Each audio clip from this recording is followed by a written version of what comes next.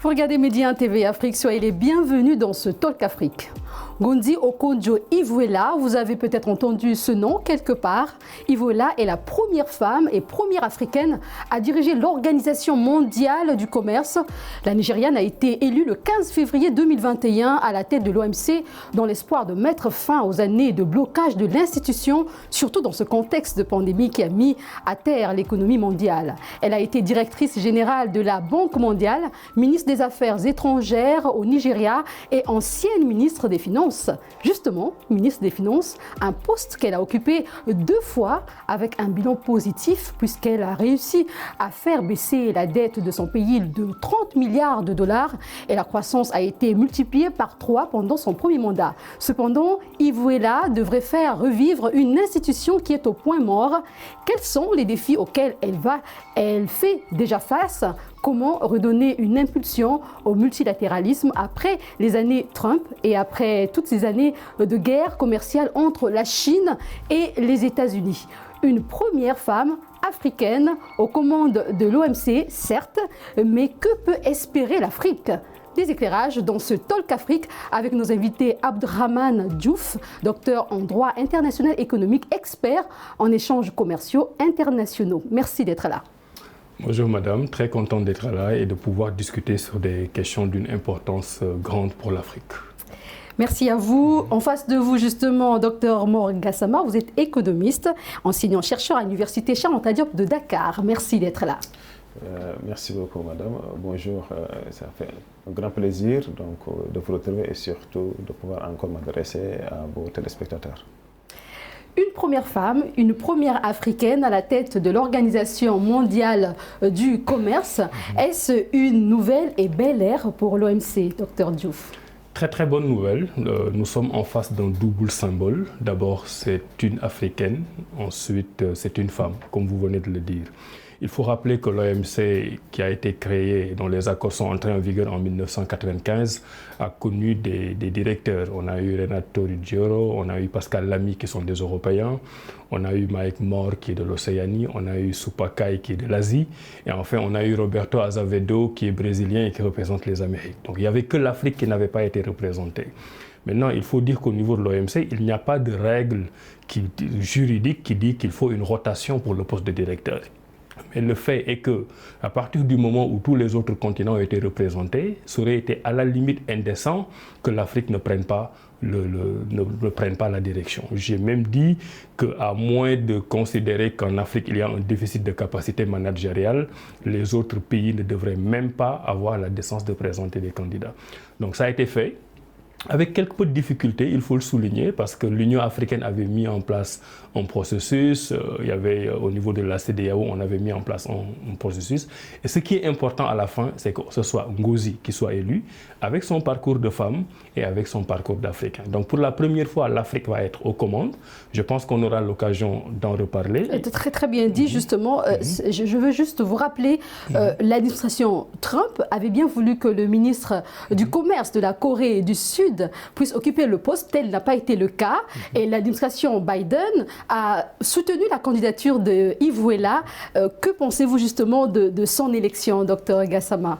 En tout cas, je pense que pour l'Afrique, c'est une très bonne chose, parce que vu qu'effectivement, c'est un poste qui a été occupé par les autres continents, même si effectivement il n'y a pas de rotation, ce ne serait pas mal que l'Afrique aussi assure la direction. Maintenant, si tout au début on a senti que l'administration Trump avait un autre candidat, entre-temps il y a une élection et que par ailleurs son candidat n'a pas réussi. Actuellement, avec le changement qu'il y a aux États-Unis, Biden qui arrive et que son administration est favorable par rapport à notre africaine, on ne peut que le saluer, parce que les États-Unis quand même constituent le plus grand contributeur au niveau de l'OMC. C'est pourquoi à chaque fois qu'ils ne sont pas pour quelque chose, ils essaient toujours d'apporter des blocages. Alors, c'est une bonne nouvelle. Vous, tous les deux, vous avez justement salué son élection. Mais je voudrais quand même savoir comment fonctionne cette institution. L'OMC regroupe 164 pays membres et je rappelle que, Dr Diouf, vous êtes l'auteur d'un ouvrage, L'Afrique et le droit à la différence dans les négociations commerciales internationales. Vous êtes bien placé pour en parler. Dans votre livre, vous avez abordé des questions qui sont en rapport avec le fonctionnement de cette institution. Dites-nous, comment fonctionne cette organisation? Tout à fait. Rapidement, il faut savoir que l'OMC, l'Organisation mondiale du commerce, résulte du GATT. Le GATT, c'est la structure qui a géré les échanges mondiaux de 1947 à 1994. À partir du 1er janvier 1995, on a eu l'Organisation mondiale du commerce et les pays africains sont devenus membres. Il faut souligner que ces pays africains étaient membres déjà dans le GATT, mais pour nos pays francophones, par exemple, on l'était au titre de territoire français. Donc il y a eu une continuation, mais ce GATT-là ne fonctionnait pas de façon optimale et de 1986 à 1994, on a négocié pour avoir une nouvelle organisation mondiale du commerce. Maintenant, comme la plupart des organisations, c'est une structure qui est dirigée par les membres eux-mêmes. Là, on vient d'avoir une Africaine à la tête de l'Organisation mondiale du commerce, mais il ne faut pas oublier que le fonctionnement est géré par les États. Ce sont les États qui sont les patrons. Et le directeur ou la directrice en l'occurrence, travaillent sous les ordres des États. Maintenant, dans ce fonctionnement, l'Afrique était très peu présente. À l'OMC, on a le Conseil général, on a des conseils, par exemple le Conseil du commerce pour le développement, le Conseil du commerce pour les marchandises, le Conseil du commerce pour les services. Bref, une forme d'organigramme qu'on trouve dans toutes les autres organisations. Maintenant, la faiblesse de l'Afrique dans le fonctionnement de l'OMC tenait sur 2 points. D'abord, nous n'avons pas réellement négocié les accords qui ont mené à ces accords de l'OMC parce que nos pays étaient faibles. Moi, par exemple, sur mes recherches qui ont mené à cet ouvrage, j'ai constaté que de 1986 à 1994, qui est la période où on discutait les négociations à l'OMC, il n'y a pratiquement pas eu de contribution africaine. Donc c'est quand on a... Et ça va justement changer avec l'arrivée de... On l'espère. Ça commence d'ailleurs à changer depuis quelques années. Mais ce qu'il faut retenir ici, c'est que nos pays, et c'est important de le dire, ont signé des accords qu'ils ne comprenaient pas. Et c'est après qu'ils aient signé et ratifié qu'ils se sont rendus compte que le fait de les appliquer dans leur pays posait problème. C'est pour ça que je dis toujours que nous avons négocié à rebours. Nous avons compris l'essence des accords au moment où on a commencé à les appliquer. Et depuis lors, depuis 2001, avec le cycle de Doha, nous continuons à essayer de rattraper le retard. Maintenant, l'arrivée de Ngozi va être important du point de vue de ce qu'on appelle l'agenda setting à l'OMC. Parce que pour pouvoir mener une négociation commerciale, il faut que le sujet qui fait l'objet de votre intérêt soit au moins inscrit à l'ordre du jour. La plupart des sujets qui intéressant les pays africains n'étaient pas inscrits à l'ordre du jour. C'était sur other issues. Ça veut dire les questions diverses. Maintenant, avec le leadership qu'on a, le fait qu'on ait un groupe africain qui travaille avec l'Union africaine qui est présente à Genève, qui comprend de plus en plus les questions, parce qu'on n'est plus en 1995, on est en 2021, ça va faire en sorte que les questions de développement qui sont les plus importantes pour nous soient inscrites à l'agenda. On espère justement un changement. Je voudrais quand même que vous puissiez aborder l'aspect de l'organe d'appel de l'OMC qui est censé régler les contentieux entre les pays. Aujourd'hui, au lieu de 7, on compte quelques juges. Le nombre des juges a considérablement baissé depuis 2016 à 2019. Comment justement expliquez-vous cela? Alors, il faut savoir que l'une des particularités de l'OMC, justement, c'est d'avoir un organe de règlement des différends qui fonctionne. C'est plus ou moins comme le tribunal de l'OMC. C'est ça qui fait que quand un État ne respecte pas ses engagements commerciaux en matière de libéralisation, les juges ont la possibilité de le sanctionner. Dans cet organe de règlement des différends, il y a ce qu'on appelle un groupe spécial, c'est le tribunal de première instance, et il y a l'organe d'appel. Et on y prend les meilleurs juges économiques, commerciaux dans le monde. Sauf que quand on doit nommer ces juges-là, les États qui dirigent l'OMC, comme je vous ai dit, ne laissent pas toute la prérogative à l'administration de l'OMC ou à la directrice. Les États sont impliqués. Et puisque les États-Unis, qui prônent la libéralisation, mais qui ont une dimension protectionniste, ont l'habitude d'être attaqués à l'OMC et que le juge donne des avis qui ne sont pas favorables aux États-Unis, à un moment donné, Trump s'est dit il faut arrêter la saignée. Nous ne pouvons pas jouer un rôle aussi important dans cette organisation et perdre des affaires au niveau des juges. Et c'est là que Trump, avec son administration, a commencé à bloquer la nomination de nouveaux juges. Et si vous n'avez plus de juges nommés, parce que l'administration Trump s'y oppose, vous n'avez plus de tribunal. Et si vous n'avez plus de tribunal, le système ne fonctionne pas. C'est ça qui a été à l'origine du blocage de l'OMC. Docteur Gassama, l'OMC est une institution délicate à tel point que le prédécesseur de Okonjo-Iweala, je ne vais pas dire démissionné, a jeté l'éponge l'année dernière.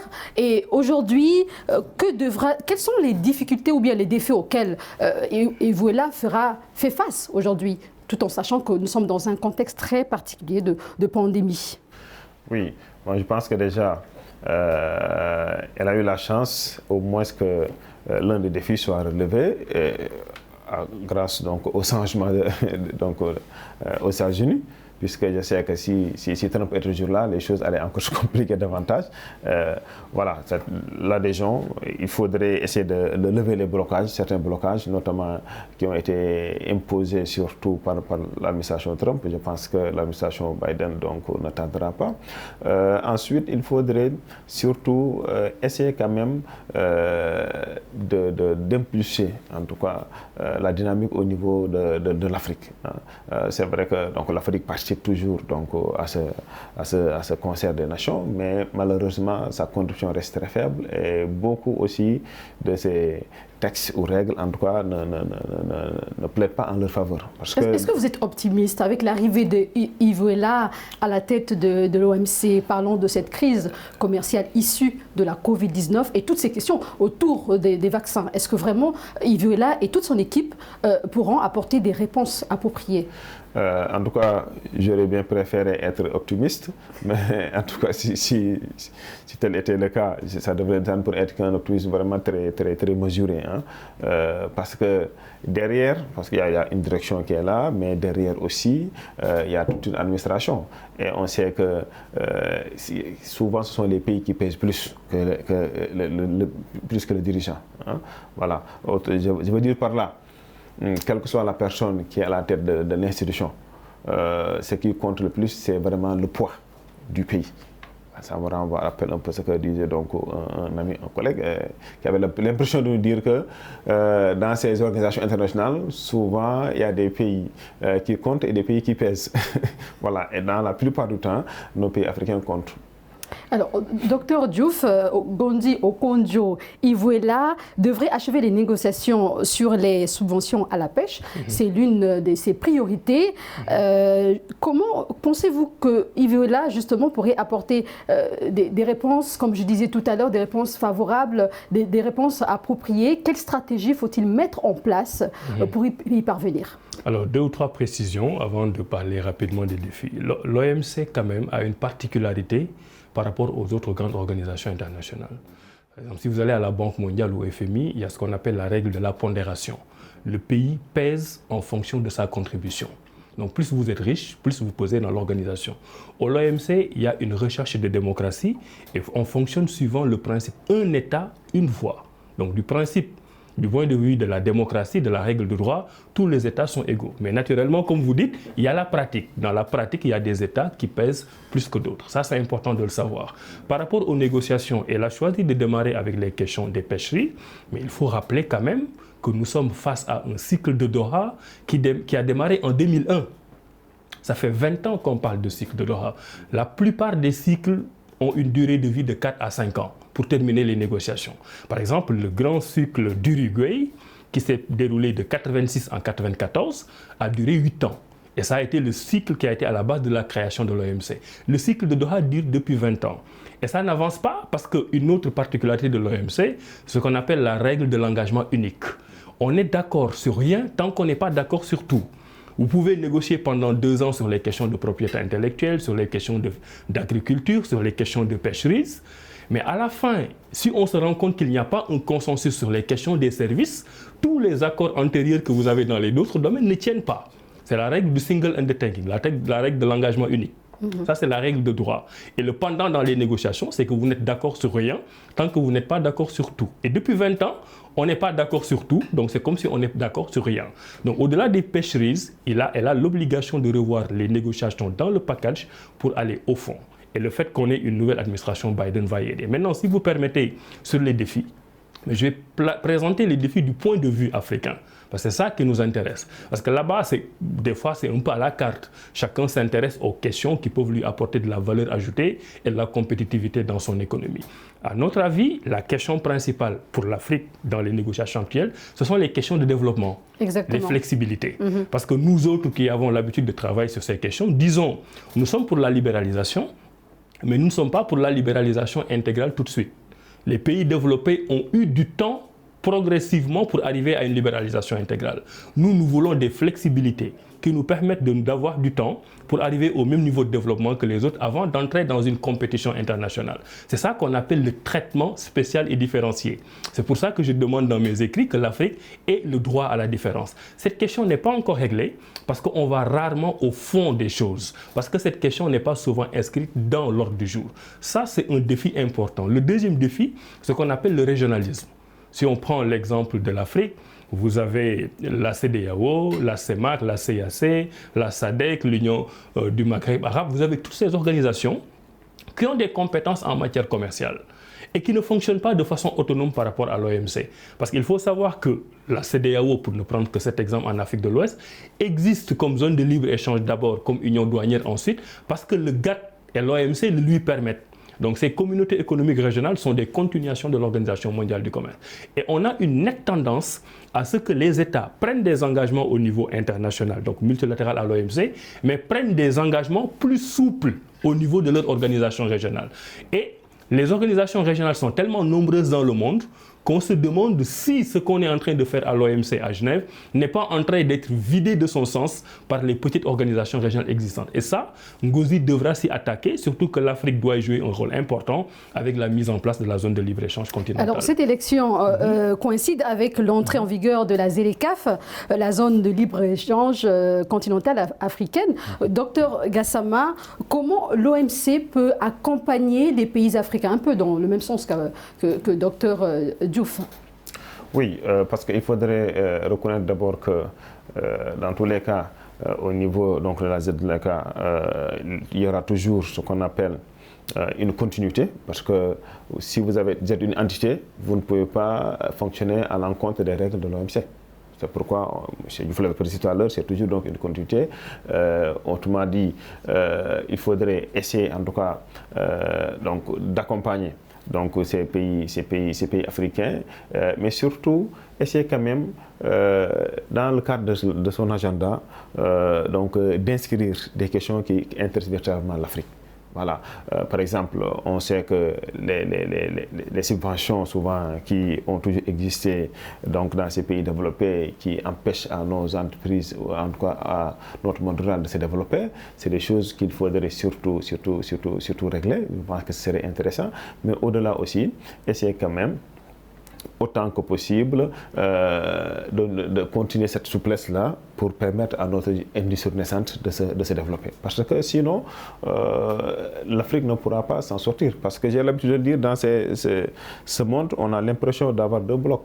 Un bloc avec des pays consommateurs et un bloc avec des pays producteurs. L'Afrique étant constituée d'une industrie embryonnaire, pour le moment, on ne tire pas trop profit de ce commerce-là. Donc ça veut dire qu'il va falloir quand même qu'on essaye autant que possible de bénéficier de certaines souplesses, ce qui permettrait à nos entreprises... Surtout les subventions à la pêche, ces accords font débat. Oui, le débat continue toujours.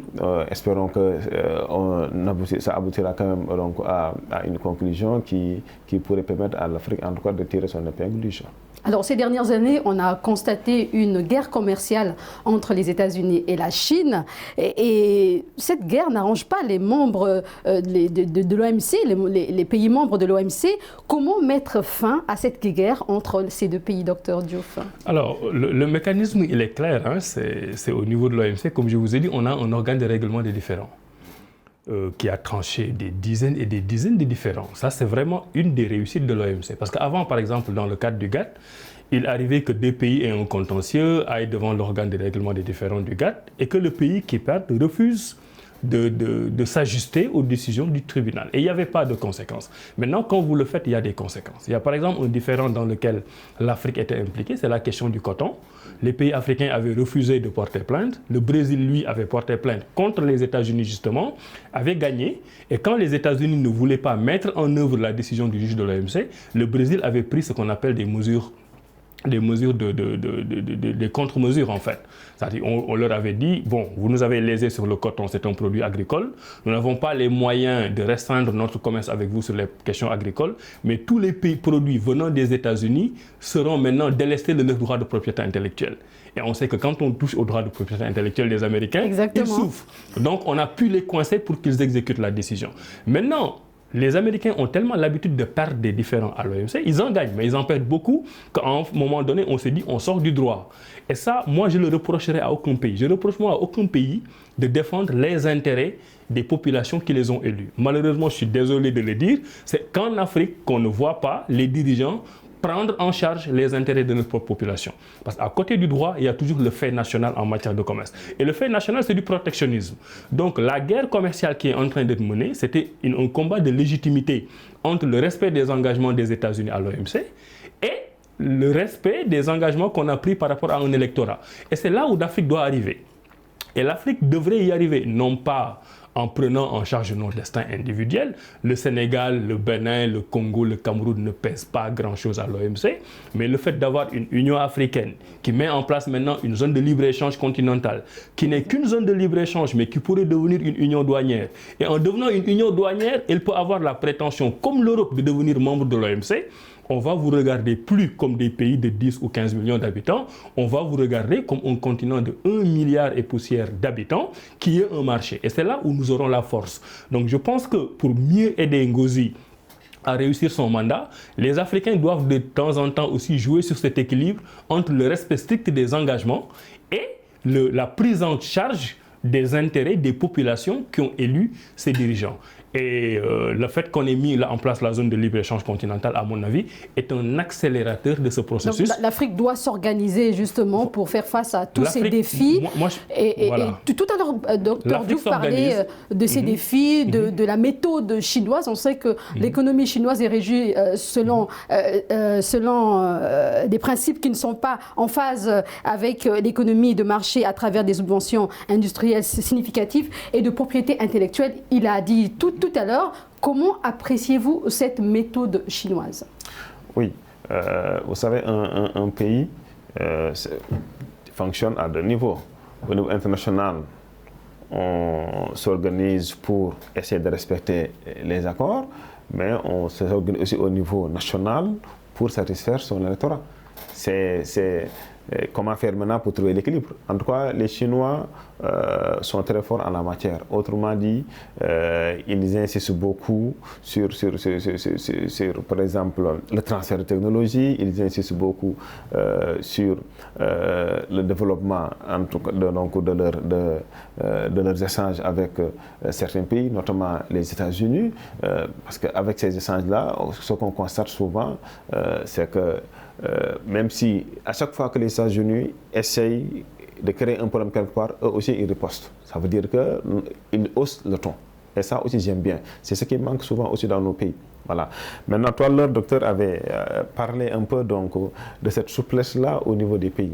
Donc je dis que ce n'est pas mal, parce que déjà, en tout cas, à notre niveau, même, nous l'appliquons, même si ça n'a pas encore atteint certaines dimensions, parce qu'à chaque fois qu'on se dirige vers la production de certains produits de saison, souvent on essaye de suspendre pour quelques mois les importations pour permettre aux producteurs locaux de pouvoir écouler. Je pense que ça déjà, ce sont des souplesses qui existent, etc. Maintenant, pour les grands pays, les gens font du protectionnisme, même si déguisé entre guillemets. C'est-à-dire qu'on cherche à satisfaire son pays tout le temps, n'essayant tant soit peu à respecter ce qu'on appelle les accords au niveau international, ce qui n'est pas toujours évident. J'aimerais bien votre avis par rapport à une enquête qui a été réalisée par l'Africa CO Survey 2020 qui révèle que 65% des chefs d'entreprise estiment que le système commercial mondial est injuste vis-à-vis de l'Afrique. Est-ce que vous partagez cet avis qui, je vais juste rajouter un aspect, 37% justement pensent que l'OMC est inefficace dans son état actuel. Partagez-vous cet avis? Oui, parce que, et ce n'est pas étonnant non plus, hein, parce que simplement ceux qui insistent beaucoup et ceux qui font souvent passer ces règles sont donc dans les pays développés et ils défendent leurs intérêts. Ça veut dire que si vous n'êtes pas bien représenté au sommet, là où on prend les grandes décisions, ce n'est pas toujours évident que vos intérêts soient bien défendus. Voilà. Les pays africains étant quand même, comme on le dit souvent, donc on vient dans la plupart du temps pour juste participer au vote, mais on ne pèse pas beaucoup pour le moment. Peut-être avec notre nouvelle organisation, donc on arrivera à parler d'une seule voix. Mais également, on pourra nous regarder avec un marché qui pèse plus donc de milliards de personnes. Mais là également, il y a encore un truc un peu mitigé, parce que même si le marché est assez grand, ce qu'on constate souvent, c'est le pouvoir d'achat qui pose toujours problème. Parce que 1 milliard de personnes avec un pouvoir d'achat quand même assez important et 1 milliard ou 2 milliards de personnes avec un pouvoir d'achat faible, ce n'est pas toujours la même chose. Alors, juste un dernier mot, puisque nous sommes arrivés presque à la fin de cette émission. Docteur Diouf, beaucoup de pays membres de l'OMC entendent sauvegarder le libre-échange mondial et le système multilatéral. Comment y arriver ? En quelques secondes, malheureusement. Alors, je vais terminer très rapidement, parce que c'est important de donner l'exemple de la Chine. La Chine est un grand pays. La Chine est arrivée à l'OMC en 2001. Alors que l'OMC a été créé en 1995. Ils ont pris le temps d'observer, de voir où sont leurs intérêts, de s'ajuster, de préparer leur industrie avant de venir au monde international du commerce pour échanger. Ça, c'est important. L'exemple des États-Unis, Trump n'avait qu'un seul curseur. Il regardait la balance de paiement entre son pays et l'autre pays. Si c'est déficitaire, il attaque le pays. Si c'est excédentaire, il se dit que le système de libéralisation lui convient. Maintenant, sur le commerce multilatéral, moi, je fais partie de ceux qui pensent qu'il faut continuer à renforcer le système commercial multilatéral, mais en travaillant à ce que les pays développés aient une place beaucoup plus importante, en leur donnant un peu plus de temps et de règles de flexibilité pour qu'elles puissent tirer leur épingle du jeu. Je terminerai en disant que l'élection de Ngozi est un symbole. Le prochain symbole, c'est que la zone de libre-échange continentale africaine doit rapidement devenir une union douanière pour que l'Afrique, en tant que continent, devienne membre de l'OMC. Et je souhaiterais, moi, que sur les 4 ans de Ngozi, qu'il y ait une deuxième conférence ministérielle de l'OMC en terre africaine. La première fois, ça a été fait dans un pays anglophone, c'était à Nairobi au Kenya. J'aimerais que dans les prochaines années, que ça soit fait dans un pays francophone. Un pays comme le Sénégal pourrait l'accueillir. Merci beaucoup, Abderrahmane Diouf. Vous êtes docteur en droit international économique, expert en échanges commerciaux et internationaux. Merci pour tous ces éclairages. C'est moi qui vous remercie. Merci également à notre cher Gassama, docteur Mor Gassama. Vous êtes économiste, enseignant-chercheur à l'Université Cheikh Anta Diop de Dakar. Merci à vous également. Je vous en prie. Ça a été un grand plaisir. C'est la fin de cette émission. Merci à vous qui nous suivez de partout. On se donne rendez-vous très bientôt sur Média TV Afrique et prenez soin de vous.